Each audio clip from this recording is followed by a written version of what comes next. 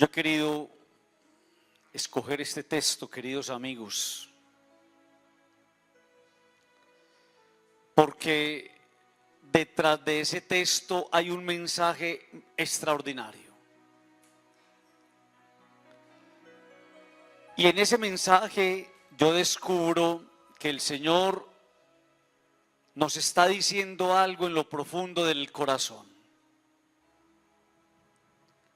A veces podría pasarnos que nos visite la amargura. Llegan momentos donde nosotros no queremos nada. Llegan momentos donde pareciera que la vida se detuviera. Llegan situaciones robándonos la alegría, la esperanza y la paz. Y entonces lo maravilloso de vivir esos momentos con Dios es que Dios es capaz de convertir esas amarguras en algo diferente. ¿Y cómo lo hace Dios? Trazándonos una ruta. Eso es una cosa maravillosa. Dios de una manera misteriosa nos va llevando. Y por eso usted podría decir que lo que ayer le causó dolor, muchas de esas cosas hoy se han sanado. Porque Dios hizo posible que tu amargura, como dice el salmista, se convirtiera en gozo. El Evangelio entonces nos va a ayudar a eso, a que no permitamos que esa amargura llegue a nuestra vida y nos robe la esperanza. Vamos entonces a dejarnos trazar esa ruta por el Evangelio que acabamos de escuchar. Comienza el texto que les proclamé diciendo que en aquel tiempo había una boda en Caná de Galilea y la madre de Jesús estaba allí. El Evangelio podría decirme que allá estaba Carlitos, Pedrito, doña Filomena. Pero el Evangelio me quiere decir que María está en esa boda.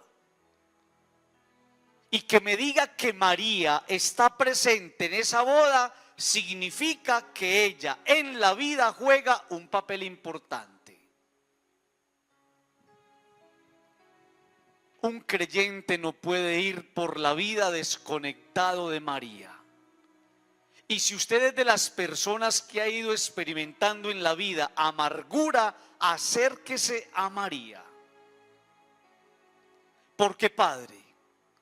Porque en el Evangelio de hoy María nos va a mostrar una virtud maravillosa, una cualidad especial. María es puente para llegar a Jesús. Por eso a nosotros se nos ha dicho siempre que María es intercesora. Muchas personas, entre ellos muchos hermanos separados, discuten eso. No necesitamos a nadie para llegar a Dios. A veces en las casas, el hijo, para alcanzar algo del papá, va primero donde la mamá. Y le dice, mamá, decirle a mi papá, hombre, haceme el cuarto pues. Eso mismo pasa en la vida de fe. Nosotros llegamos muchas veces donde la mamá, porque la mamá es puente, porque la mamá intercede. Y mire qué cosa tan bella, el papel de María en este evangelio es muy especial. Llevar a Jesús nuestra necesidad. Lo acabamos de escuchar. Hay un problema grande en ese evangelio. Y María es el puente cuando coge la necesidad y se la lleva a su hijo. Aquí hay una cantidad de testimonios, queridos amigos, de personas que rezando el rosario le robaron un milagro a Jesús. Y por eso si usted a mí me dijera, Padre, yo voy experimentando esa amargura y quisiera que se me trazara esa ruta que usted nos dijo, ahí le está trazando el Señor la ruta. Acérquese más a María. Dice el texto, Jesús y sus discípulos estaban también invitados a la boda. ¿Qué es una boda? Una boda es una fiesta. Y entonces déjeme, yo le hago una pregunta. ¿Quiénes son los invitados a la fiesta de tu vida? Es que ahí es donde empiezan las amarguras. Amigos, a veces las amarguras en nuestra vida son ocasionadas sencillamente por tener invitados indeseables a nuestra propia fiesta. El texto me dice que Jesús y sus discípulos eran invitados. Entonces yo le propongo a usted, en su camino a veces de amarguras y de soledades, invite a Jesús. Padre, ¿por qué? Porque estando cerquita de Él lograrás más fácil un milagro. Lo invitaron a la fiesta, se nos acabó esto. Aquí está el que hace milagros, hombre. Ahí está, cerquita de ellos. Acérquese a Él. Eso de lejos a veces es muy difícil. Eso de cuando me da la gana yo voy, eso no funciona. Invite a Jesús a su vida, invite a Jesús a su familia, vuelva a llevar a Jesús a su matrimonio. Teniéndolo cerquita es tener cerquita al que hace posible el milagro y el favor. Invitaron a Jesús y a los discípulos. Y yo le quiero pedir a usted un favor. Rodéese de gente buena. Rodéese de gente buena. Muchos de los dolores de cabeza que algún día llegaron a nuestra vida fue porque nos rodeamos con quien no debíamos rodearnos. Personas que de pronto nos indujeron a cosas malas. Rodéese de gente buena. Ese es un principio claro y seguro de bendición. Me dice el Evangelio que cuando estaban allí faltó el vino. Y la madre de Jesús le dijo, no les queda vino. Cuando falta el vino, se corre el riesgo de que la vida, la fiesta de la vida, se arruine. Amigos, cuando falta el vino, se corre el riesgo de que la fiesta de la vida se arruine. Yo conozco familias que se les acabó el vino, conozco matrimonios a los que se les acabó el vino, conozco noviazgos a los que se les acabó el vino, conozco empresas a las que se les acabó el vino, conozco parroquias a las que se les acabó el vino. Muchas vidas son un fracaso y así se puede constatar porque no hubo previsión. ¿Por qué se acabó el vino? Porque no fueron precavidos. Cuando uno no sabe cuidar los detalles, fácilmente se acaba el vino. Una relación que no cuida los detalles, una relación que no mide las palabras, un matrimonio que no mide las acciones, un matrimonio y una familia que no es capaz de mirar las consecuencias. Les faltó previsión, se les acabó el vino. Una familia que no supo cuidar la unidad, una familia que no supo cuidar el diálogo, se les acabó el vino. Por eso es tan bonito esto. Miren, amigos, lo que pasa cuando se acaba el vino. María se dirige en el problema hacia Jesús. María no se va por allá a un estanquillo a pedir un fiado, no. María se va para donde Jesús. Yo le pregunto a usted, ¿usted para dónde agarra en la dificultad? ¿Usted para dónde agarra en la dificultad? Usted es de los que todavía a esta altura, sabiendo que aquí está lo más grande, se hace leer las cartas. Usted es todavía de los que va por allá para que le lean el tarot o la carta astral. Usted es todavía de los que cree que puede haber alguien por encima de él. Por eso, de labios de María van a salir las palabras claves para que usted venza la angustia. María les va a decir a ellos: ¿quieren vino? Sí. ¿Quieren alegría? Sí. ¿Quieren que se les arregle la fiesta? Sí. Hagan lo que Él les diga. Amigos, esas son las palabras claves. Padre, estoy metido en un problema, haga lo que Él le diga. Padre, me metí en un enredo, haga lo que Él le diga. Padre, me visitó la enfermedad, haga lo que Él le diga. Estoy metido en las deudas, haga lo que Él le diga. Cuando uno hace lo que Él dice, nunca se equivoca. Y a veces terminamos escuchando otras voces discordantes que terminan apartándonos de lo que Él dice y del querer de Dios. ¿Usted para dónde se va en el problema? María en el problema se fue para donde el hijo. ¿Usted para dónde agarra? ¿Usted para dónde se va? Yo conozco familias muy tristes, personas muy tristes, hogares muy tristes, matrimonios muy tristes, porque dejaron acabar el vino de la alegría. En la Biblia el vino significa eso, la alegría. Y hay personas que dejaron acabar la alegría. Hay personas que no volvieron a sonreír. Hay matrimonios que no volvieron a celebrar. Hay noviazgos que no volvieron a gozarse la vida en la limpieza del corazón. Hay familias donde hoy todo es una pelea, cuando en algún momento la alegría los acompañaba. Dice entonces el texto que Jesús le contestó: mujer, déjame, todavía no ha llegado mi hora. ¿Saben ustedes qué es lo que Jesús le está diciendo a la mamá en ese momento? Le está diciendo: mamá, no se le olvide que todo en mí tiene un momento, un tiempo especial.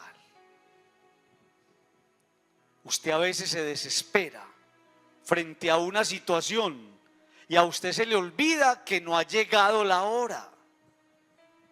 Y usted está retacando más que los rusos frente a una situación y se le olvida que no ha llegado la hora. Y usted quisiera que ese muchachito naciera de 3 meses y se le olvida que no ha llegado la hora.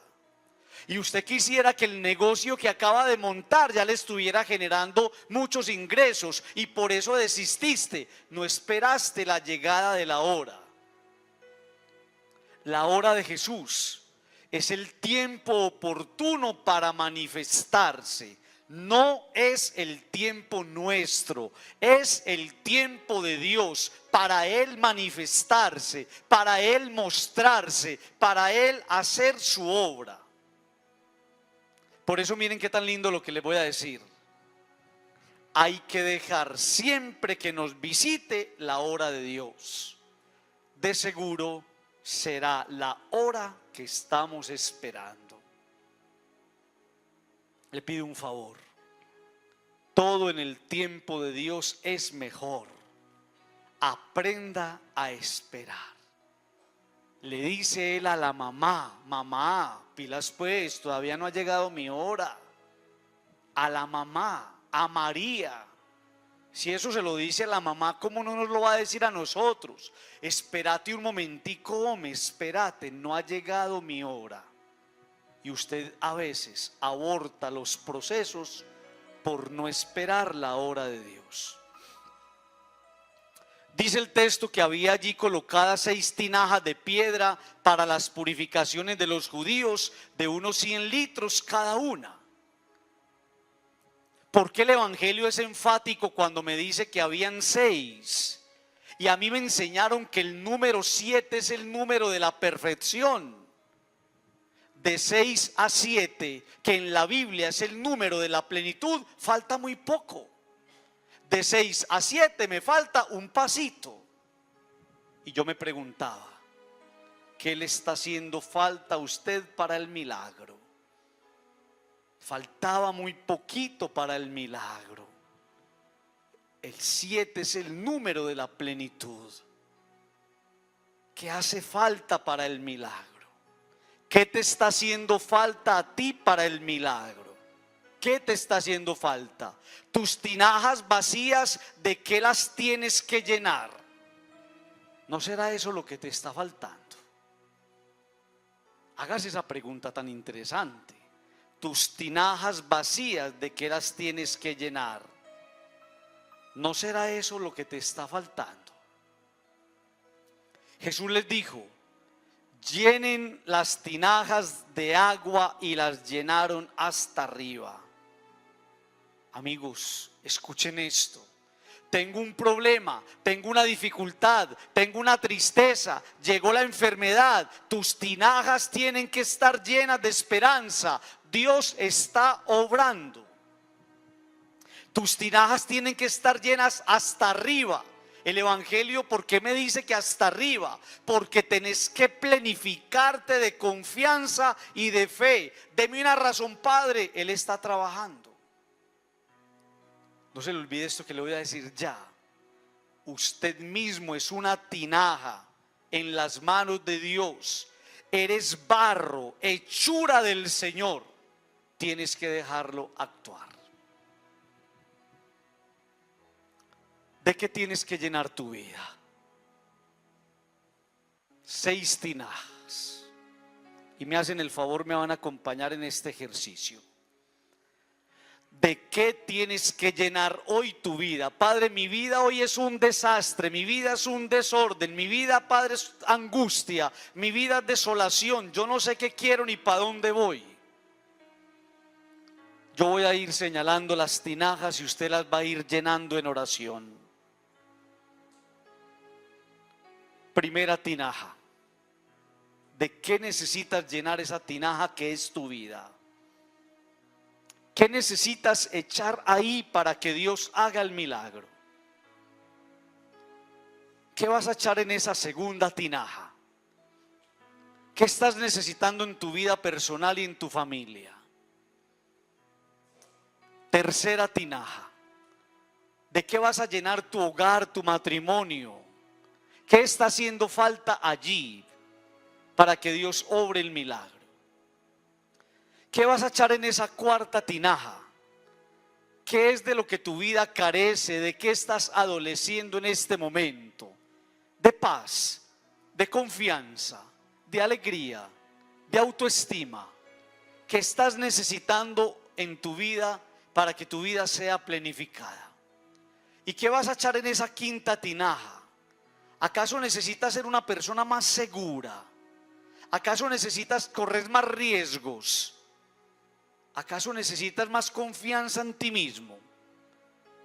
¿Y qué vas a echar en esa sexta tinaja?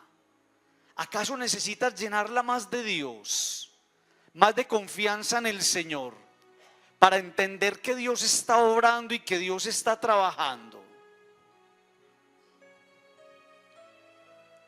Dice la palabra que el Señor le pidió a Jesús que llevaran el vino al mayordomo para que probara. Él probó el agua convertida en vino y se admiró de que ese vino hubiera sido guardado hasta el final. Tú, en cambio, has guardado el vino bueno hasta ahora. Nunca se le olvide esto que le voy a decir. Las cosas de Dios se conservan hasta el final. Las cosas de Dios se conservan hasta el final.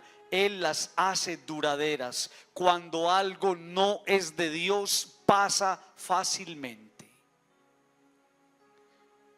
Dios tiene el poder de sacar de la nada algo exquisito. Las tinajas estaban vacías y Dios de allí sacó un buen vino. Y usted está pensando que Dios no puede hacer algo. Dios, de lo que usted no cree, Dios puede sacar algo muy bueno. Las cosas que se construyen en Dios tienen un sello, el de la autenticidad. Las cosas que se construyen en Dios tienen un sello, el de la autenticidad. Cierra tus ojos un momento.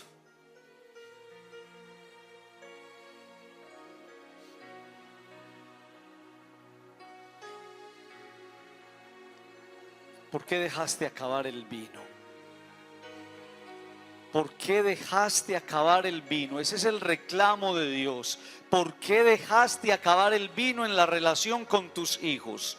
¿Por qué dejaste acabar el vino en tu matrimonio? ¿Por qué dejaste acabar el vino con tus amigos? ¿Por qué tu vida dejó de ser fiesta? ¿Por qué ahora en vez de reírte la pasas llorando? ¿Por qué ahora en vez de agradecerte la pasas lamentando? Se acabó el vino. Padre, pero entonces dígame qué hago. Lo que María te dijo hoy. Hagan lo que Él les diga. Llenen sus tinajas otra vez. Llene sus tinajas vacías de Dios. Llene su tinaja vacía de fe del Señor. Llene su tinaja vacía de esperanza, de confianza en Él. Hay que llenar las tinajas vacías hasta arriba. Dios no quiere sobrados, Dios no quiere migajas, Dios no quiere poquito, Dios quiere todo hasta arriba, que te rebose. Y vas a ver cómo Dios, donde no había nada, es capaz de sacar mucho. Es una promesa de Él. Y Dios que todo lo hace bien, y Dios que todo lo hace bueno, puede colmar tu vida de bendición. No pierda la confianza, pero sobre todo le pido el favor en nombre de Dios, que no pierda la esperanza.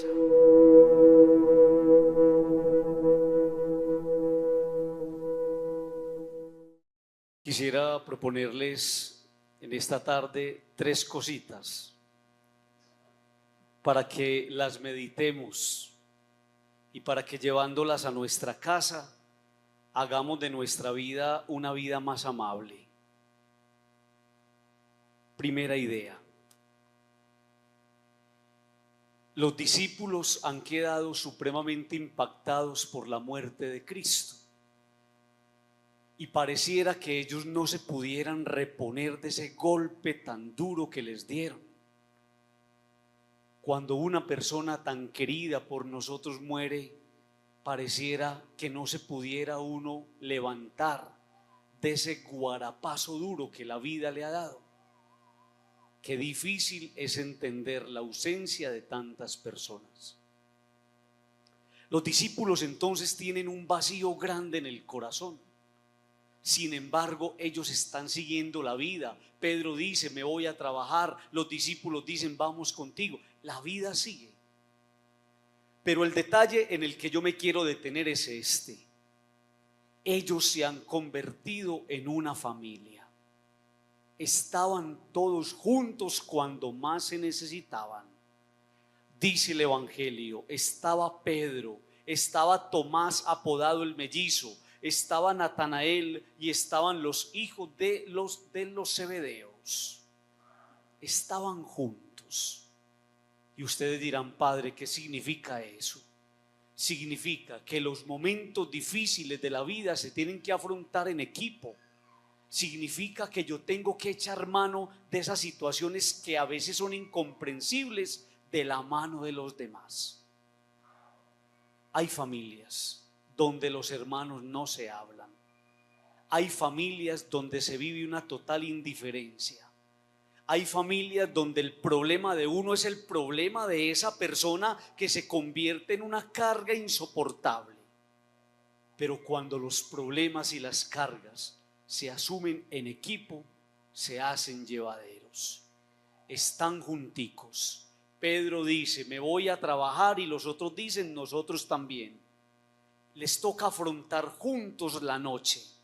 Cuando la red se llena de peces, todos van a sacar la red y juntos comparten los momentos de oscuridad, pero juntos comparten también los momentos de luz.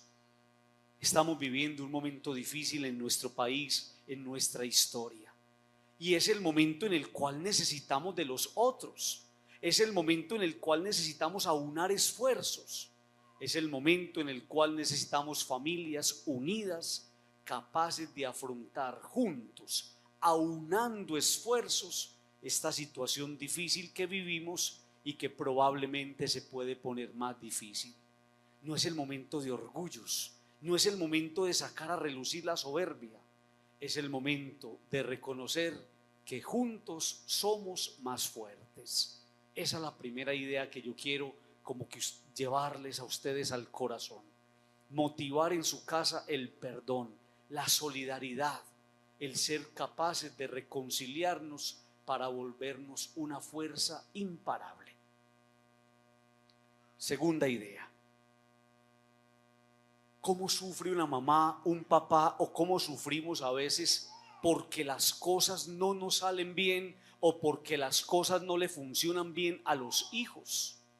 Entonces la mamá me trae la foto del muchacho y padre bendígamelo, y padre póngamelo en el sagrario, y padre conjure yo no sé qué es eso de conjurar, pero yo echo la bendición ahí y trato de hacer lo que puedo. Y las mamás en ese afán de que uno le ayude a sus hijos hacen todo. Pero miren, el evangelio de hoy nos dice qué es lo que hay que hacer. Cuando las cosas no estén saliendo bien, cuando el panorama no sea claro, cuando usted sienta que las cosas están como frenadas o estancadas, hay que volver a leer el evangelio de hoy. Los discípulos fueron capaces, primero, de escuchar la voz del Señor. Segundo, lanzar las redes a la derecha. Tercero, no hacerlo de noche, sino de día. Ahí está la clave. Amigos, ahí está la clave. Mamá, papá, ahí está la clave. Que sus hijos no hagan nada de noche, es decir, en la oscuridad. Que todo se haga con transparencia, a la luz del día. Padre, ¿y por dónde? Por la derecha, nunca con torcidos, nunca con cosas mañosas, nunca buscando cosas confusas, turbias, que puedan entorpecer la amistad con el Señor y frenar la bendición. A la luz del día, a la derecha y en nombre del Señor. Ese es el evangelio de hoy. No pueden pescar nada y el Señor se les aparece no de noche, al amanecer de aquel día les dice: lancen las redes a la derecha, y las redes se llenaron de tantos peces que no podían con ellas. Mamás, la cosa no es tan difícil, la cosa es de compromiso. No hago cosas al revés. Hago todo a la luz del día y lo hago todo en nombre del Señor, porque por su palabra todo es posible alcanzarlo. Esa es la segunda idea. Tercera idea. Cuando llegan a la orilla con todos los peces, el evangelio incluso nos da la cifra. Jesús les dice: muchachos, vamos a almorzar. Hoy vamos a comer bueno. Y en ese momento hay un detalle maravilloso. Los discípulos no le hacen preguntas, porque dice el evangelio, sabían que él era Jesús. Amigos, tiene que llegar el momento en el que nosotros resucitemos nuestra fe. Tiene que llegar el momento en el que usted deje de hacerle tantas preguntas a Dios. Tiene que llegar el momento donde usted tenga una fe más tranquila, una fe más serena, una fe con menos arandelas, una fe más confiada y abandonada. ¿Por qué el Señor les dice: muchachos, vengan a almorzar? Esa referencia al pan y al pez siempre es un preludio de la Eucaristía. Y pareciera que fuera en la Eucaristía, cuando uno comulga, que usted aprende a confiar más en Dios. Ellos no le hicieron preguntas porque sabían ya quién era Él. Tiene que llegar el momento en mi fe donde yo sencillamente crea, porque lo mejor que le puede pasar a una persona es creer ciegamente en el Señor. No más preguntas, no más dudas, no más interrogantes, y usted se dará cuenta cómo el Señor empieza a mostrarse de una manera maravillosa en su vida y en la de su familia. Un evangelio especial, maravilloso, para que nosotros entendamos cómo abrirle paso en nuestra casa a la bendición de Dios. Cierre sus ojos un momentico. Y con sus ojos cerrados, preséntele al Señor su necesidad. Usted ha lanzado las redes de noche. Usted lo ha hecho sin Jesús. Usted lo ha hecho a título personal. Y como Jesús te trae hoy aquí para decirte: mira, vas a emprender un proyecto, vas a arrancar una empresa, vas a hacer algo, hacelo conmigo a la luz del día, sin torcidos, y vas a ver que todo sale diferente. Somos los culpables a veces del fracaso de nuestras iniciativas, porque el Señor ya lo ha advertido. Tenemos que aprender a hacer las cosas bien. El mundo está cansado de torcidos y cosas al revés. Señor Jesús, en esta tarde te entrego mi intención, te entrego mi familia, te entrego mi trabajo, te entrego lo que soy, y te pido el favor que nos ayudes a lanzar las redes en tu nombre. Que nunca nos falte tu presencia, que nunca nos falte tu palabra. Digan conmigo: amén.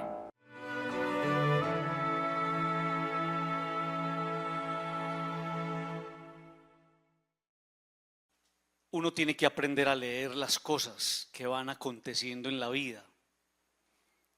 Y uno tiene que aprender a darle significado a lo que son, o podría uno pensar, son pequeñas cosas. Por ejemplo, no es gratuito que a punto de terminar un año, hoy 29 de diciembre, y a 2 días de comenzar el año nuevo, escuchemos estas lecturas. Es que Dios es maravilloso, es extraordinario, y la iglesia, con una pedagogía maravillosa, nos va poniendo en el lugar que tenemos que estar. Entonces alguna persona me podría decir: padre, ¿yo cómo hago para sanar todos estos dolores que tengo? Y otra persona me dice: padre, ¿yo cómo hago para mejorar mi economía? Yo no quiero ser rico, padre, pero quiero tener una estabilidad. Y entonces pareciera que la palabra de Dios te fuera diciendo que si querés ser más feliz y si querés tener un año más promisorio, debes poner en práctica lo que la palabra te está diciendo. Por eso les voy a proponer 3 ideas y una pequeña historia.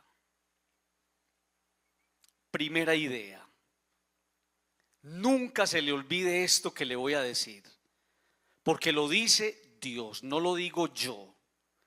El que honra a su padre expía sus pecados.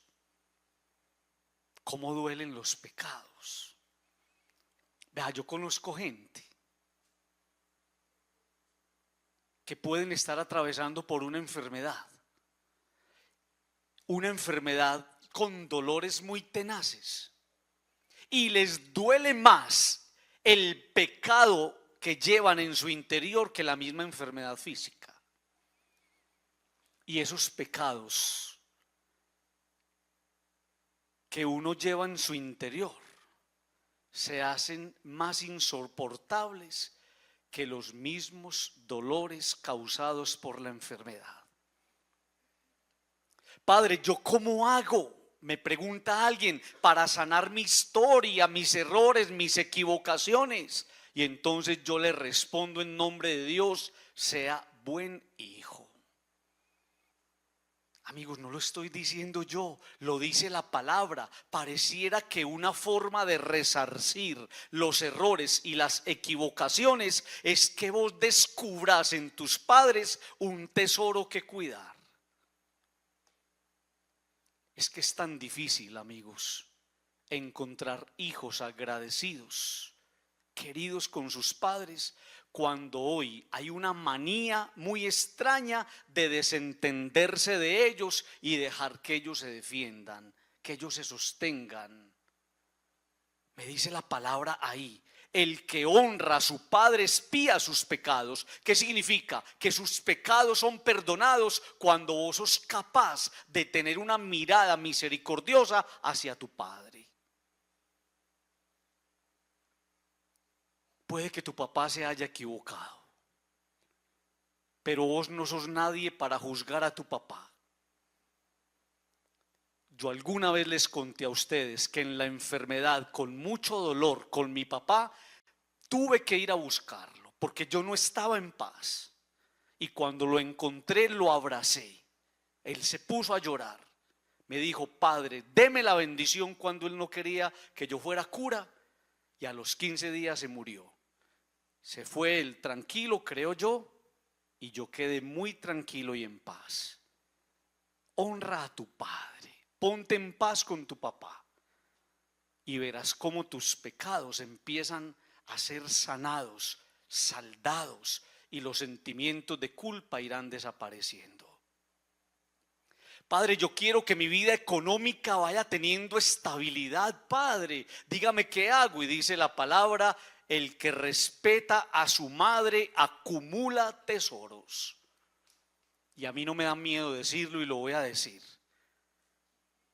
Estoy convencido que el que es mal hijo se le trunca más el camino en la línea de la prosperidad. El que es mal hijo no le puede ir bien. El que es mal hijo no le puede ir bien, y puede que tenga pinitos de prosperidad, pero esos son alegrías de un momento, porque la palabra me dice: si no sos buen hijo, la bendición de Dios estará lejos de ti. Por eso no me canso de repetir que de los 10 mandamientos, el único mandamiento que trae una promesa es el cuarto. El primer mandamiento, que es el más importante de todos, ni siquiera trae la promesa: ama a Dios y te irá bien. No, no lo dice, pero sí lo dice el cuarto: honra a tu padre y a tu madre y te irá bien. El único mandamiento que augura, asegura el que te vaya bien es el cuarto.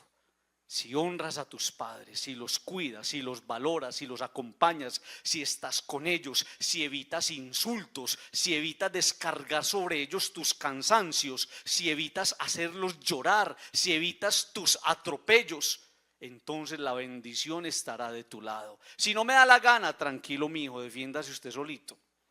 Que la vida y la palabra se encargaron de mostrarte el porqué de tus angustias y el porqué de tus miserias. Honra a tu padre, cuídalo y tus pecados serán perdonados. Respeta a tu mamá y las bendiciones estarán siempre a tu lado, incluso las bendiciones económicas. Segunda idea. En el Evangelio nos encontramos con que María y José van con el niño que tiene 12 años al templo.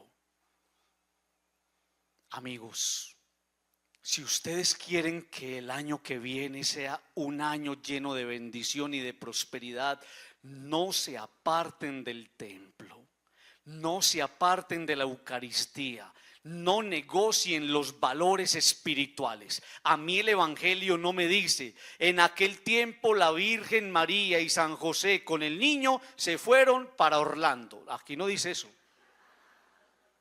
Aquí no dice eso. A mí me están diciendo que fueron al templo, eran asiduos en el templo, iban a orar.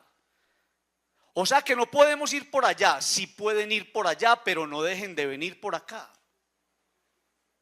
Hay que ir al templo. Hay que ir al templo a agradecer. Y vuelvo y hago la pregunta que no me canso de hacer: ¿usted qué le da a Dios? ¿Yo qué le doy a Dios? Lo más serio que le damos a Dios es cuando vamos al templo. Y en el templo le damos nuestra escucha, y en el templo ofrendamos nuestra vida, y en el templo reconocemos en el otro a mi hermano, y en el templo nos comprometemos al salir a llevar una vida agradable a Dios. Pero cuando yo no voy al templo, ¿qué le doy a Dios? Una bendición ahí mal echada en la casa para acostarme a dormir, una oración ahí a la carrera, un rosario mientras veo televisión. No, ¿qué le das a Dios? mi ida al templo. Voy al templo y en el templo le ofrezco a Dios mi vida que necesita ser respaldada por Él. Y hay un detalle ahí que me gusta mucho. El texto bíblico nos dice, y nosotros lo repetimos en el rosario, que el niño Jesús se perdió. El niño Jesús se perdió. Y entonces la pregunta que yo me hacía es, ¿quién se perdió? ¿El niño o los papás? ¿Quién fue el que se perdió? Porque es que el niño no se pudo haber perdido. El niño estaba en el lugar que tenía que estar. Hijo, ¿por qué nos has hecho esto? Y el niño le responde a los papás, papá, mamá, ¿no saben ustedes que yo debo estar en las cosas de mi padre? Entonces, ¿quién es el que se perdió? ¿El niño o los papás? Cuando uno no está en las cosas de Dios, termina perdido. Y cuando uno se aleja del templo, se pierde. Los perdidos eran los papás. No se alejen nunca del templo. Tercera idea. Quiero que nunca olviden 5 cosas que les voy a proponer para que su casa sea un lugar de luz, de prosperidad y donde se viva de una manera maravillosa la experiencia del amor. Primero, tu casa tiene que ser lugar de cooperación. Lugar para vivir la cooperación. Padre, ¿qué significa? Que empiece a engordar la bendición. Padre, ¿qué significa? Que en tu casa tienes que ayudar. Amigos, en la casa todos tenemos que ayudar. En la casa unos que paguen los servicios, otros que paguen la televisión, otros que paguen los impuestos, otros que paguen el arriendo, si hay que pagar arriendo, los otros ayudan con el mercado, pero en la casa todos tenemos que ayudar. Qué cosa tan triste, y eso la vida nos lo va a cobrar muy duro cuando permitimos conchudamente que las responsabilidades recaigan solamente sobre nuestros padres que ya harto han gastado en nosotros y ya están cansados. Tiene que llegar el momento donde le digamos a papá y mamá, papá, mamá, ustedes ya trabajaron mucho, quiten de ahí que nosotros asumimos esto por ustedes. Llegó la hora de consentirlos y de tenerlos a ellos como unos reyes. Pero las responsabilidades de la casa ya tienen que ser abrazadas por los hijos. Ellos ya hicieron lo que tenían que hacer. Segundo, la casa es el lugar para vivir el respeto. La palabra hogar viene de hoguera. Escuche esto. No apague la luz de la hoguera, convirtiendo su casa en un lugar de perversión. La casa no es el lugar para hacer muchas cosas. Para eso existe eso por allá por la Estrella y por allá hay mucho donde. No. Los que son de otro lado no saben qué hay por la Estrella. Su casa no es lugar de perversión. Ahorita les digo qué hay por allá. A veces me decía una vez una señora, padre, yo estoy tan contenta. Y yo, ¿por qué? Porque mi hijo ya no fuma marihuana en la calle, sino aquí en la casa.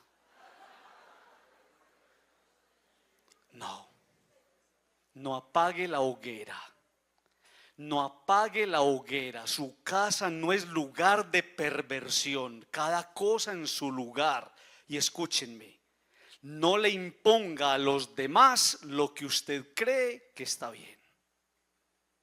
A veces yo le impongo a mi papá y a mi mamá mi estilo de vida, lo que yo soy. No, te respetamos tu estilo de vida y lo que sos, pero no se lo impongas a los demás. Tercero, la casa es el lugar para valorar las personas. Los que allí viven merecen un trato amable y delicado. Yo no tengo por qué llegar a mi casa a tratar a todo mundo mal. No piense que los demás tienen que aceptar sus formas raras y extrañas de ser. Escuche lo que le voy a decir. A lo mejor cuando eso pasa es que la vida me está sugiriendo que debo ir buscando mi propio lugar. A veces yo cojo en mi casa a todo mundo y lo vuelvo nada. No, la vida me puede estar diciendo que ya mi lugar no es ese, que seguramente ya debo ir buscando mi propio espacio. Cuarto, la casa es el lugar que debe ser honrado. Es el lugar para honrar. Mi casa no es un hotel. Mi casa no es un hotel. Esto significa que es más que un centro de servicios. Voy allá a comer, voy allá a dormir y voy allá a que me arreglen la ropa. No. Tu casa no es un hotel. Es el lugar para construir el amor y cuidar las personas. Quinto, es el lugar para vivir el perdón. No puede ser lugar para abrir heridas, no. Es el lugar para sanar los dolores y para sanar tantas heridas del corazón. No termine este año enojado con alguien. Demuestre que usted es una persona humilde y que quiere mejorar, buscando a quien le haya causado un dolor, recordando que el perdón no es un regalo para el otro, sino para mí mismo. Les cuento una historia y termino. Un campesino, cansado de la rutina del campo y de tanto trabajo duro, decidió vender su finca. Como sabía que su vecino era un destacado poeta, se decidió pedirle el favor de que le hiciera el aviso de la venta. El poeta accedió gustosamente y empezó a elaborarlo. El cartel decía: vendo un pedacito de cielo, adornado con bellas flores y verdes árboles, hermosos prados y un cristalino río con el agua más pura que jamás hayan visto. El poeta tuvo que marcharse un tiempo, pero a su regreso decidió visitar a sus nuevos vecinos, pensando que aquel hombre del aviso de venta se había mudado. ¿Cuál fue su sorpresa al encontrarse otra vez con el campesino que estaba trabajando en sus campos? El poeta le preguntó: amigo, ¿usted no se iba de la finca? Y él le dijo: no, eso tan bueno yo no lo vendo. No, mi querido vecino, después de leer su aviso, usted me hizo comprender que yo tenía el lugar más maravilloso de la tierra y que por ahora no existe otro mejor. Primera cosita, su familia es el lugar más maravilloso. Debes cuidarla y protegerla mucho, porque el maligno quiere atentar contra ella. Segunda cosita, no has descubierto la riqueza que tienes porque te acostumbraste a esa bendición. Valora por las buenas lo que tienes para que después no tengas que agradecer por las malas. Tercera cosita, abre los ojos y descubre en tu familia un regalo, un don, una gracia especial. Eres un bendecido de Dios y no te has dado cuenta. Cierra tus ojos. Tienes tus ojitos cerrados un momento. Y solo te voy a pedir hoy una cosa. Ahí donde estás, dile al Señor: gracias. Gracias por mi familia. Gracias por mis hijos. Gracias por mis padres. Gracias por los valores inculcados. Gracias porque lo que he aprendido en mi hogar me ha abierto los caminos y que me han conducido a donde estoy hoy. Gracias por ese papá y esa mamá incansables.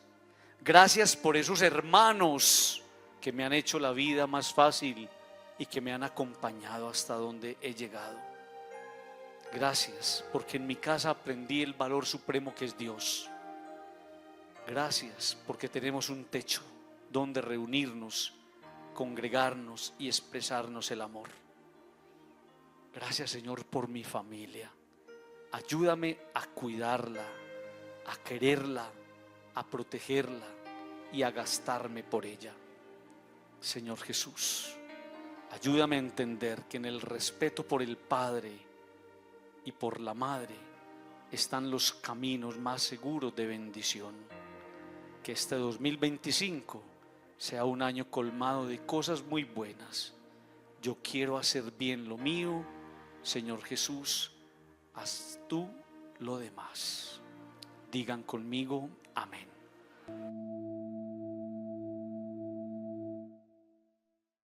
Yo me ponía a pensar frente a mi computador de qué hablarles hoy, o de qué dejar hablar a Dios hoy a través de su palabra. Y me ponía a pensar porque lo he visto con mis ojos, porque lo he experimentado, que el mundo de hoy tiene una gran enfermedad. El mundo de hoy está enfermo de rabia y de intolerancia. Todo mundo tiene rabia. Todo mundo busca sacarse el clavito con todo mundo. Y entonces, amigos, nosotros que queremos cambiar, nosotros que queremos apostarle a la conversión, nos agarramos de Dios para que sea Dios el que nos ayude a vencer eso, porque hacemos parte de este mundo que se enoja y que también maltrata con sus enojos. Y entonces vamos a pensar hoy en esta realidad que a todos nosotros de una u otra manera nos confronta.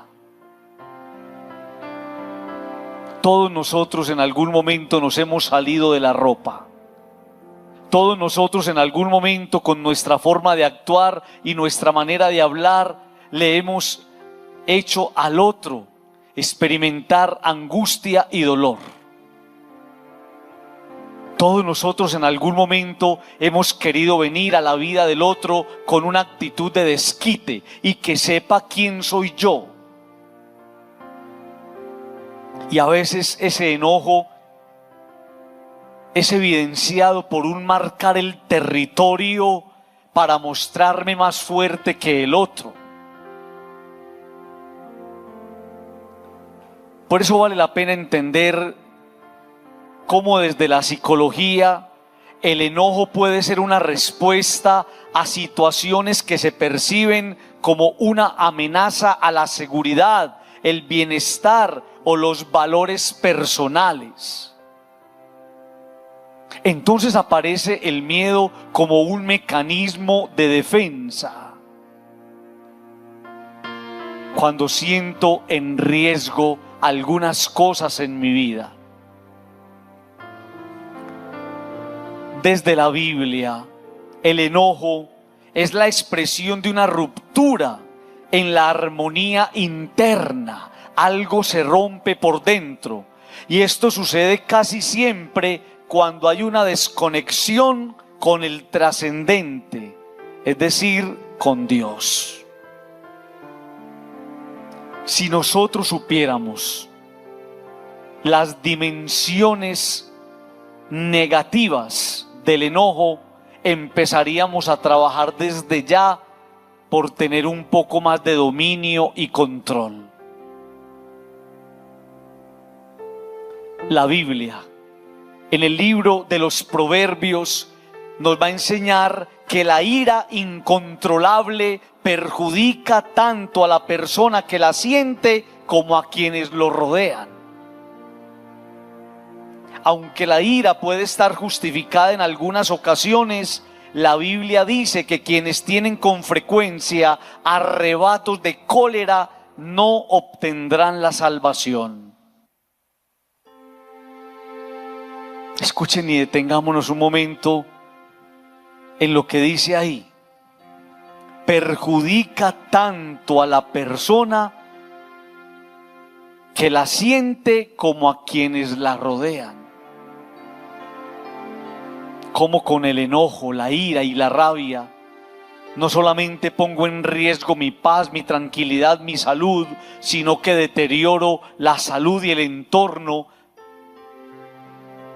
la vida de los que están conmigo. Y vale la pena caer en cuenta de estas cosas, porque a veces consideramos la ira, el enojo como una realidad normal de nuestra vida. El enojo destruye la obra de Dios.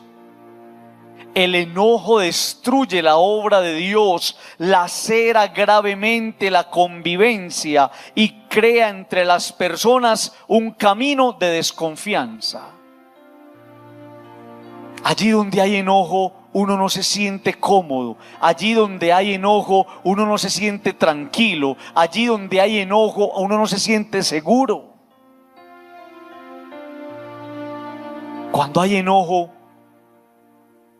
en una casa, en un equipo de trabajo, en una empresa, y no me refiero a esos enojos esporádicos, me refiero a esas personas que siempre están enojadas. Se hiere la comunión, se lastima la fraternidad y se fortalece la desconfianza. ¿Cómo confiar en alguien que siempre está enojado?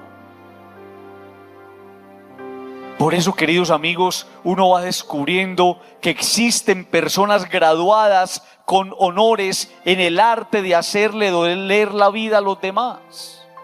Profesionales. Yo no sé dónde estudiaron, mentiras que sí sé. Sí sé. Estudiaron en la escuela de la prueba y del dolor y no fueron capaces de salir de ahí. Graduados con honores, summa cum laude, y a todo mundo le hacen doler el alma y la vida. Por eso detengámonos un momento en la palabra que acabo de proclamarles. Pero yo les digo, si uno se enoja con su hermano, es cosa que merece juicio. Escuchen la radicalidad de la palabra. Es que yo no me estoy enojando con el perro, yo no me estoy enojando con el gato, yo no me estoy enojando con el nochero, me estoy enojando con la persona. Desde el comportamiento humano es normal, amigos, es normal experimentar molestias, incomodidades, cosas que nos desagradan. Eso es tan humano. Lo que no es normal, y escúchenme esto, es normal que usted se enoje, pero lo que no es normal es perder el control sobre esas situaciones que reclaman de nosotros un poco de cordura.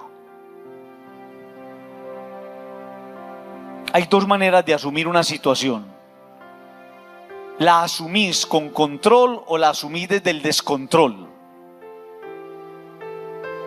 En la Biblia, enojarse con alguien lo hace digno de un juicio. Escuchen eso, tan grave es enojarse con alguien que dice la palabra de Dios es llevado a un juicio. Es decir, se le va a imputar con rigor su falta de control.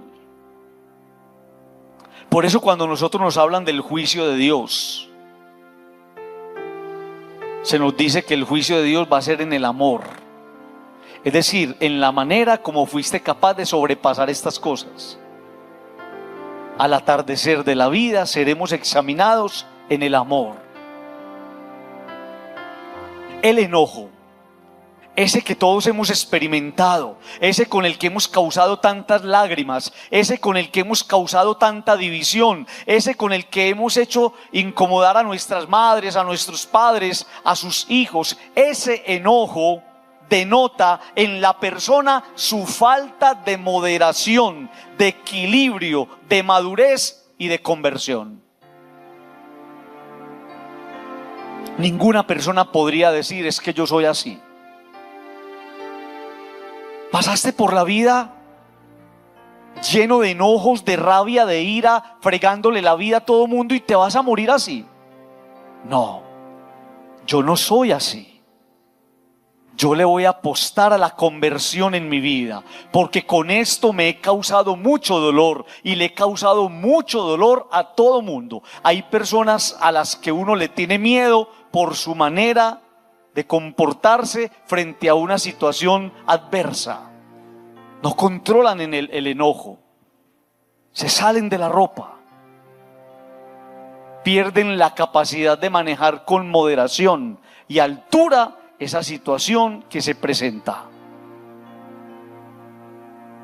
Dice la palabra: el que ha insultado a su hermano merece ser llevado ante el tribunal supremo. Padre, ¿qué son los insultos? Los insultos son el vaciamiento que tiene una persona de todo lo que abunda en su corazón.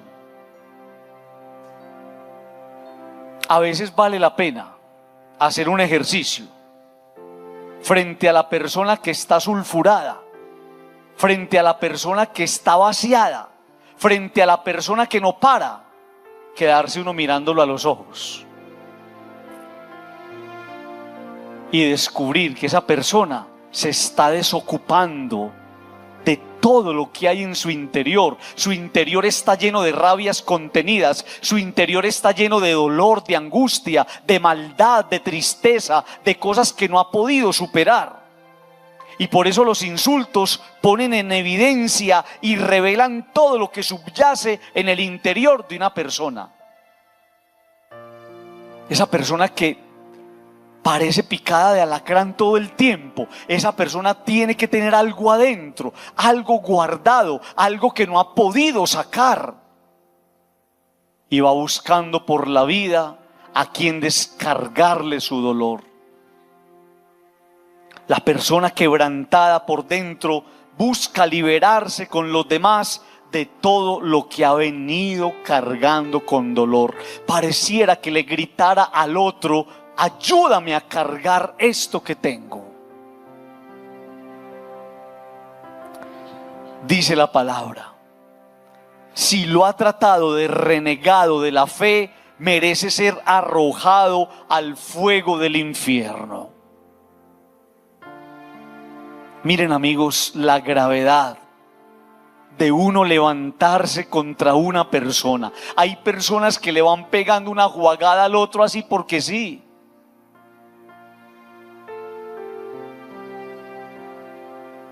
Hay personas que creen que la verdad es más verdad si se grita. Levantarse contra el hermano, levantarse contra el hermano que es creación de Dios, hechura de sus manos, dice la palabra, lo hace merecedor del infierno. Amigos, es que no es normal que yo me encuentre a una persona y le pegue una vaciada y le haga ver cuántos son 5. Eso no es normal, Padre, pero eso pasa. Claro, nosotros lo normalizamos. Al otro lo tratamos como nos da la gana, pero no es normal. Porque, Padre, no es normal, porque si yo descubriera en el otro la imagen de Dios, hechura de Dios, creación de Dios, yo tendría que acercarme a esa persona con respeto. Es increíble cómo se ha desarrollado una cultura del cuidado de los animales, y me encanta. Pero que haya más cuidado de un perro que de una persona.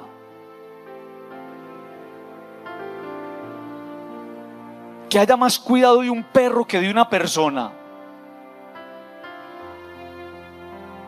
Llama la atención en este texto la gravedad de llamar a alguien renegado de fe. ¿Cuántas veces llegamos a la vida del otro interrogando la forma como el otro vive su experiencia de Dios? Usted no tiene que metérsele en la vida a nadie. Usted no tiene que metérsele en la vida a nadie. Y si el otro junta sus manos para rezar o las tiene en el bolsillo, él sabrá de qué manera está buscando a Dios. El otro es tan sagrado que la única forma que puedo acercarme a él es descalzándome. Haga un esfuerzo grande, de tus labios no vuelve a salir una agresión para nadie. Vos no vas a volver a tener gestos de incomodidad, gestos con los que le haga sentir al otro que no vale nada. A veces la vida le da a uno lecciones. Una vez iba yo por Industriales manejando y se me atravesó una señora y yo en mi humanidad le dije vieja y fue tantas, bajo el vidrio y me dijo: padre, me disculpa. Y me pasó por aquí también cerquita. Padre, me disculpa. Nos tenemos que controlar, amigos. Nos tenemos que controlar. Deme una razón, Padre. El otro es creación de Dios, hechura de sus manos, hecho a imagen de Dios. Vos mostrás lo que sos, tu grandeza, cuando al otro lo tratás como te gustaría que te trataran a vos. Aprende a huir de esos espacios de confrontación donde se coge la vida del otro para volverla nada. Cuando uno escucha esto, a uno le da ganas de querer al mundo, de querer al mundo, de querer a todas las personas. Y a mí no me vas a volver a encontrar para pelear, porque para pelear se necesitan dos, y yo desde que conozco al Señor no quiero pelear con nadie.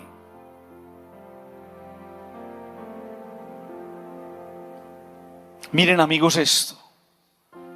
Qué peligro tan grande los que caminamos en las cosas del Señor. Padre, ¿por qué peligro? Porque tenemos una gran tentación. ¿Cuál tentación, Padre? Van caminando los discípulos con Jesús y no lo quisieron recibir en una casa, y dos de ellos, Santiago y Juan, caminan con Jesús como nosotros. Es que mire qué tentación tan grande. Dos de ellos le dijeron a Jesús: Señor, ¿quieres que mandemos bajar fuego del cielo que los consuma?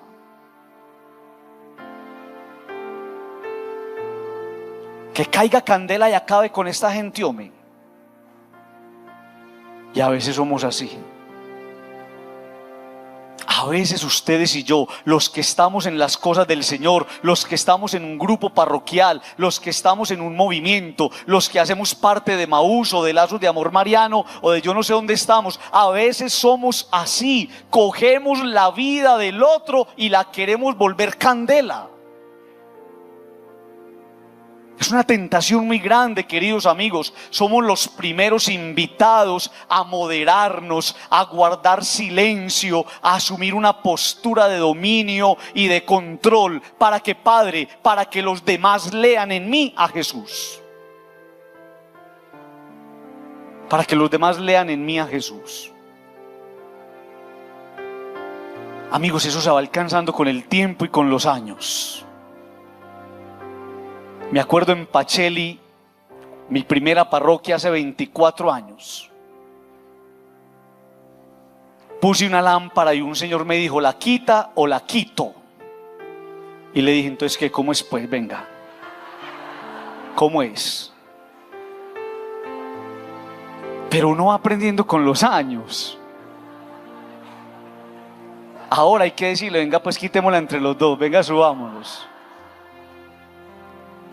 Uno va aprendiendo eso con los años y uno se va convirtiendo. Miren, amigos, cuando el corazón está lejos del Señor, Y uno va aprendiendo desde la palabra. Padre, yo voy cayendo en cuenta entonces qué es lo que le pasa a mi pareja, a mi matrimonio, qué es lo que pasa en mi vida, o qué es lo que pasa en mi parroquia o en mi trabajo. Uno va aprendiendo. Cuando el corazón está lejos del Señor, somos los más grandes destructores. Cogemos la vida del otro y a mí no me importa quién está ahí, no me importa. Lo quiero sacrificar, lo quiero volver nada. Cuando el corazón está lejos del Señor, el otro se convierte para mí en una amenaza. El otro es amenaza, y si el otro es amenaza para mí, buscaré la manera de sacarlo del camino. Cuando el corazón está lejos del Señor, ejerzo el rigor de mis acciones y de mis palabras, y eso lo hago con la brusquedad más grande, que el otro se resienta y sepa quién soy yo. Un corazón lejos del Señor busca en todo momento sacar al otro del camino. Ustedes y yo hemos sido víctimas de eso, pero también con nuestra forma de ser a muchos le hemos hecho sentir eso. Por eso va aprendiendo uno, queridos amigos, que hay que tenerle miedo a una persona rota que no quiere restaurarse a los pies de Jesús. Esa persona irá por el mundo rompiendo a los demás. Téngale miedo a una persona rota, pero mire lo que pongo ahí: que no quiera. Porque muchos de nosotros estamos rotos, pero que no quiera restaurarse, téngale miedo, porque esa persona va a ir por todas partes dañando, rompiendo, haciéndole sentir al otro el dolor que lleva en su interior. Padre, yo me veo reflejado en eso, porque Padre, yo no me logro controlar. Y en mi casa, Padre, yo me hago sentir. Y con mis hijos yo pierdo los estribos, Padre. Y a mi esposa o a mi esposo también los he tratado mal. Dígame, Padre, ¿yo cómo puedo empezar a trabajar en eso? Tengo ese pecado, Padre, tengo ese vicio, tengo esa situación en mi vida personal. Y entonces hay una manera muy linda y nunca se le va a olvidar a usted esto: aprender a redescubrir al otro como un don. Qué cosa tan bella, redescubrir al otro como un don. Redescubrir la persona como un don. El otro es un regalo que merece ser cuidado con amor, con detalles y con dedicación. Yo lo veía como un problema, yo lo veía como un obstáculo a mi realización, yo lo veía como la persona que me lastimó, pero un día después de que volví a Dios, lo empecé a mirar como un regalo. Usted se ha puesto a pensar esto: que el otro tiene corazón, que el otro es persona, que el otro tiene sentimientos, que el otro merece un buen trato, que el otro merece amabilidad. Pero a veces, joche, con los marranos, yo cojo al otro y lo trato como me han tratado a mí.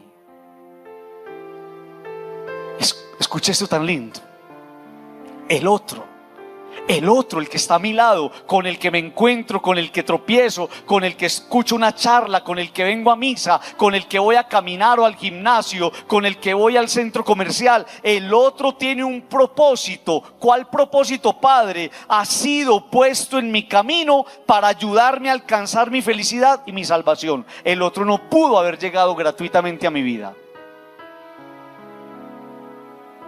Y a veces llegan personas con cosas muy acertadas, pero a veces llegan personas haciéndonos doler un poquito, y también Dios ahí está trabajando nuestra felicidad y nuestra salvación. Ahí nos puede estar fogueando.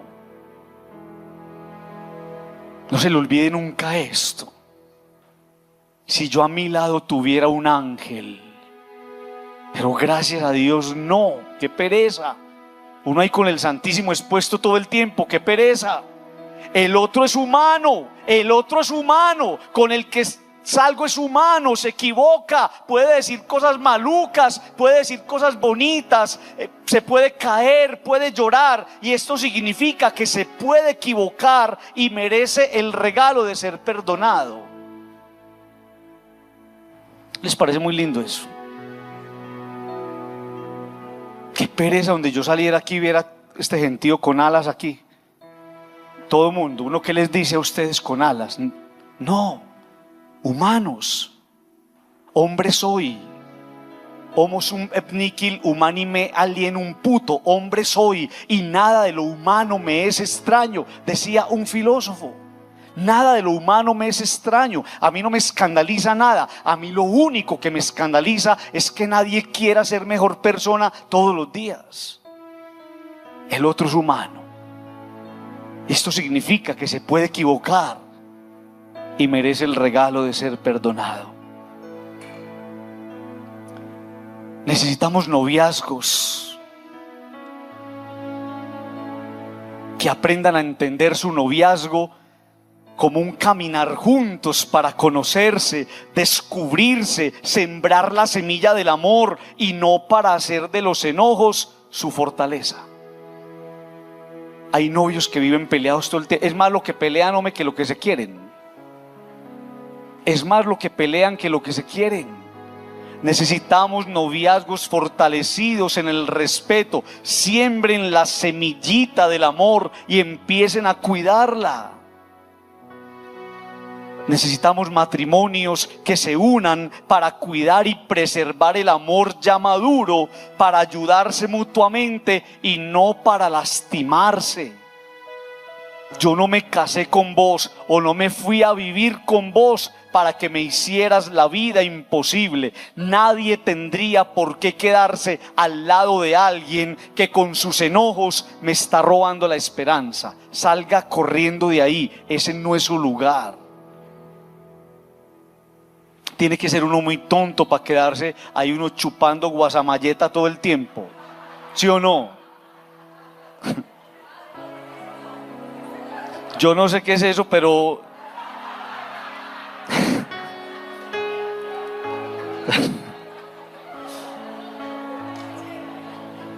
mire, en la familia somos invitados a cuidar los detalles. Cuidar los detalles de la familia, es su familia, no es la familia prestada, alquilada, no es la familia del vecino, es la suya. Cuidar los detalles, la armonía, evitando con palabras y acciones fracturar la sana convivencia. En mi casa yo no vuelvo a pelear. ¿Para qué voy a pelear, hombre, si voy a terminar lastimando la gente que yo más amo? ¿Para qué? Con los amigos, mire, con los amigos, cultivar un respeto capaz de traducirse en tolerancia. El otro tiene derecho a ser lo que es y lo respeto en la diferencia. Descubrir al otro como un prospecto de hermano y ayudarle a crecer, nunca disminuir. Ayudarle a crecer, nunca disminuir. Amigos, ¿por qué Dios puso a nuestro lado algunas personas? Las puso para sanarles las heridas y no para hacerles doler el corazón. Si Dios te regaló una mamá, que a veces no es fácil, no te la regaló para hacerle doler el corazón, te la regaló para que vos, hijo, le sanéis las heridas del camino. Si Dios te regaló un hombre, un esposo, no es para que le causes dolor y le hagas doler el corazón, es para que le sanes las heridas del camino. Si Dios puso a tu lado unos hijos y unos hijos que no son fáciles, no es para hacerles doler el corazón, es para ayudarles a sanar las heridas del camino. Y por eso dice la palabra que lo mejor que podemos hacer en el camino es reconciliarnos. Reconcíliate pronto con tu adversario mientras vas con él por el camino. No sea que tu adversario te entregue al juez y el juez al alguacil y seas echado en la cárcel. Hay que tratar al otro bien en el camino, mientras la vida nos regala la oportunidad de estar ahí. Cierra tus ojos.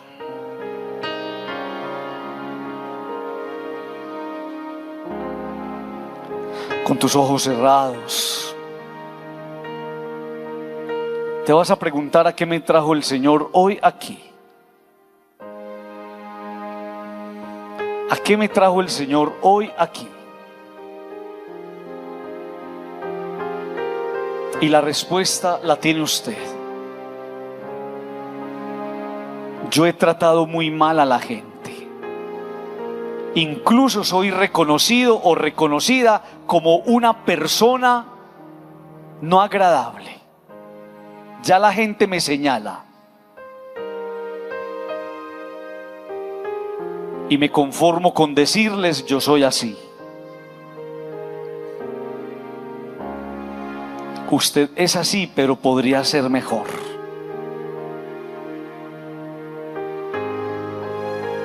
La Biblia habla del que trata mal al otro con una condena de infierno, porque estás tratando mal la creación de Dios. Señor Jesús, ayúdame a hacerme amigo del silencio. Ayúdame a no tener que decirlo todo. Ayúdame a no tener que hablar siempre. Ayúdame a no tener que responder. Ayúdame incluso a vencer la vanidad. Que cuando digan algo de mí que no me gusta, yo sea capaz de acogerlo con amor. Qué bueno decir que en una hora santa del 4 de junio del año 2025 yo dejé en el templo guardado el hombre enojado y me fui para mi casa diferente. Tu pareja merece descubrirte renovado, transformado. En tu casa merecen recibirte con una actitud distinta. ¿Qué le pasó a esta persona? ¿Qué le pasó? ¿Qué le pasó? ¿Que cambió? ¿Que Dios le tocó el corazón? Y que entendió que las personas nos fueron regaladas para quererlas, para consentirlas y no para maltratarlas. Señor Jesús, nos ponemos esta noche en tus manos. Y te pedimos que nos concedas a todos nosotros la gracia del buen trato para los demás. Cantemos.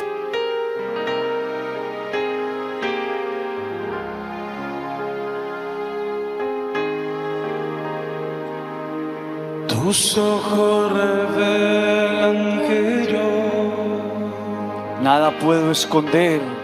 Nada puedo esconder, que no soy nada sin ti, oh fiel Señor. Digamos: todo lo sabes de mí. Todo lo sabes de mí. Cuando miras el corazón, todo lo puedes ver. Todo lo puedes ver muy dentro de mí. Le decimos: lleva mi vida, lleva mi vida a una sola verdad, a una sola verdad. Dígalo: que cuando me miras, que cuando me miras, nada puedo ocultar. decimos todos: sé que que es tu fidelidad que lleva mi vida más allá de lo que pueda imaginar. de lo que pueda imaginar.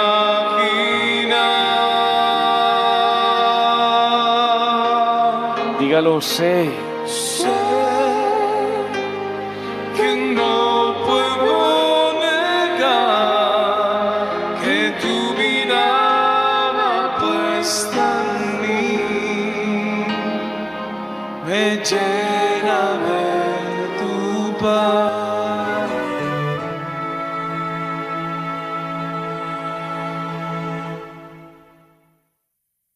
Hace algunos días nosotros escuchábamos unos evangelios que hablaban del envío de los discípulos a la misión.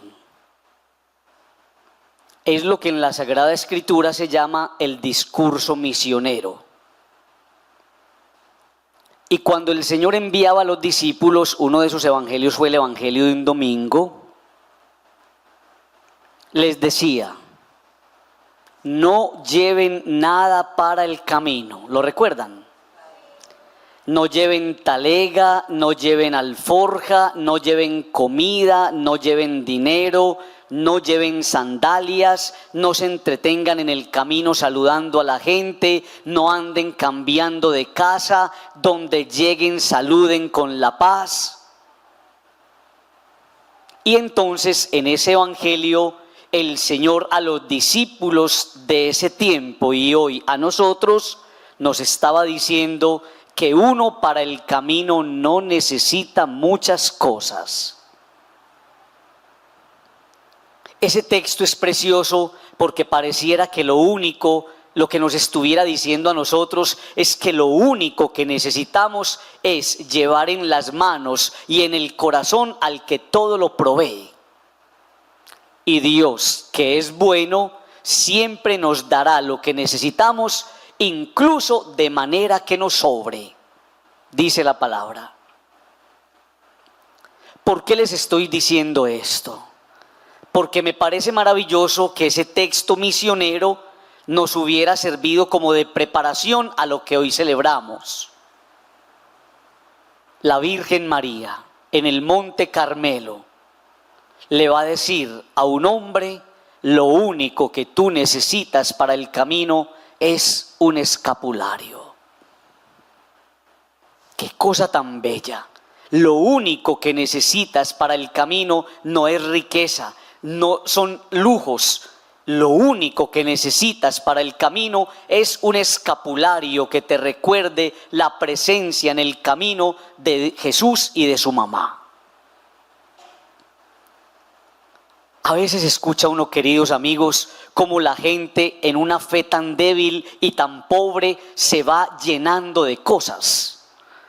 Y vamos adornando nuestra vida de fe de una cantidad de cosas que uno inmediatamente percibe la pobreza espiritual de la persona. Entonces, en el afán que yo tengo de encontrar respuestas en mi camino de fe, una fe a veces amañada y caprichosa, yo empiezo a buscar en toda parte. Alguna vez se me acercó una persona y me dijo: Padre, yo hago esto, yo voy allí, yo voy allá, todo lo que me mandan yo me lo hago. Me mandan baños, me mandan riegos, me mandan velas, me mandan inciensos, me mandan aceites, me piden que haga esto, que me vista de esta manera. Y tú lo has hecho, sí. ¿Cómo es tu vida? ¿Tú eres feliz? Padre, no me sale nada. Porque es que en el fondo vos no necesitas muchas cosas. Entonces, ¿qué necesito, Padre, en este camino de fe? Necesitas a Dios y a la Virgen. No te salgas de ahí, no te salgas de ahí. No necesitas más, necesitas el escapulario. No necesitas más. No se ponga a buscar cosas raras que terminan embolatando su fe, que terminan poniéndole un velo a esa relación espiritual con Dios. Amigos, el Señor es muy básico y nosotros somos muy enredados. El Señor es muy tranquilo y nosotros somos muy complicados. El Señor es diáfano y nosotros somos supremamente opacos. Vamos opacando la fe con cosas, le vamos montando a la fe cosas, le vamos guindando a nuestra vida espiritual una cantidad de cosas. Vos no necesitas más. Padre, ¿qué necesito para el camino? No lleves nada, lleva a Dios. Lleva a Dios. Tan sencillo que la Virgen le entregue a este hombre el escapulario y le diga: no necesitas nada para el camino, necesitas solamente saberte protegido por Dios. Y Dios, que hace salir el sol sobre buenos y malos y que manda la lluvia sobre justos e injustos, Dios se ocupará de ti. Díganme ustedes, queridos amigos, si no es el testimonio de su vida. En algunos momentos en los cuales usted se ha abandonado con fe y misericordia en las manos del Señor, dígame si lo ha defraudado, dígame. En algún momento de escasez, y pónganse a mirar muchos de ustedes su historia cuando seguramente estaban pasando necesidades, porque todos nosotros hemos tenido y pasado pruebas. Díganme ustedes si Dios no se ha ocupado de usted y si la promesa de Dios no se ha hecho vida y si Dios no ha cumplido lo que nos dijo en la palabra. Si en un momento de necesidad no apareció alguien que nos dio un pasaje, si en un momento de hambre no apareció alguien con alimentos, si en un momento en el cual no teníamos trabajo alguien nos dio la oportunidad de laborar. Y entonces eso no es el mundo. Es Dios cumpliendo su promesa. No lleves nada para que me dejes, yo me ocupo de vos. No lleves nada para que la gloria se refleje y se dibuje en ti y puedas contarle al mundo que es verdad, que cuando uno le cree a Dios, Dios actúa. Celebrar a la Virgen del Carmen es eso. Es recordar las promesas de Dios en la vida de una persona que vive la austeridad. Y austeridad no significa que usted no pueda tener bienes. Austeridad no significa que usted tenga una economía, no pueda tener una economía organizada. Austeridad no significa que usted no pueda tener su empresa. Austeridad significa que su corazón sea pobre para que el Señor sea su más grande riqueza. Es que eso es lo que le dice el Señor. No lleves nada para que yo sea todo. Y si me tienes a mí como todo, no te faltará nada. Qué cosa tan linda. ¿Qué necesito para salvarme, Padre? Necesitas a Dios y a la Virgen y dejar que ellos dos te vayan mostrando el camino de la salvación. Necesitas un escapulario y no me refiero ni siquiera al escapulario como lo que me cuelgo en el cuello, no. Tenés que hacer de Dios y de la Virgen tu escapulario. Tenés que hacer de Dios y de la Virgen tu escapulario. Y más que colgarme algo, es llevarlos colgados en el corazón. Ellos son mi escapulario. Ellos son mi protección. Ellos son mi confianza. Y por eso, qué riesgo tan grande el que en el viaje por la vida se suelta de la mano de Dios. Es la patrona de los conductores. Y estoy seguro que hay personas que no paran de accidentarse, de chocarse contra los muros, porque emprendieron su camino sin Dios y sin María. Son compañeros de camino y con ellos el camino de la vida se hace más llevadero. No permita que ese camino se vea opacado por la cantidad de cosas que usted se va colgando encima. No permita que ese camino y ese viaje se vea nublado por esas ansias de dar respuestas a sus necesidades recurriendo a cosas que no debe recurrir. Padre, entonces, ¿qué hago? Aprenda a doblar más rodilla. Padre, entonces, ¿qué hago? Aprenda a meterle a su vida más Eucaristía. Padre, entonces, ¿qué hago? Aprenda a visitar más el Santísimo. Padre, entonces, ¿qué hago? Haga de Dios y de la Virgen sus dos pilares más grandes. Y le aseguro que en esos dos pilares usted podrá pararse con firmeza. Eso es lo que estamos celebrando hoy. La Virgen del Carmen es eso.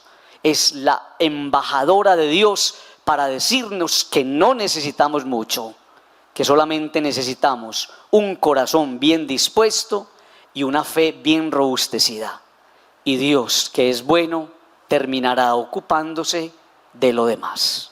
Digan conmigo, amén.